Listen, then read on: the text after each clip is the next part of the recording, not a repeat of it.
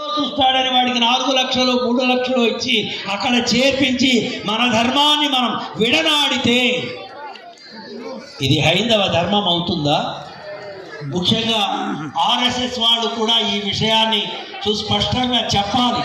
తల్లిదండ్రులను జాగ్రత్తగా ప్రేమగా చూడండి, అనాథ శరణాలయాలకు పంపించకండి, వృద్ధులను గౌరవించండి. జై శ్రీరామ్ అనే నినాదం చేయడం కాదు, రాముడు అందరినీ ప్రేమించాడు, వృద్ధులను గౌరవించాడు, స్నేహితులను గౌరవించాడు, చిన్నవాళ్ళని చాలా దగ్గరకు తీసుకున్నాడు, అనాథలైనటువంటి వారిని ఆదరించాడు. రాముని భక్తులంగా మన లోపల ఆ రకమైనటువంటి గుణ సంపత్తి ఏర్పడాలి. అలాంటిది ఏర్పడాలి అని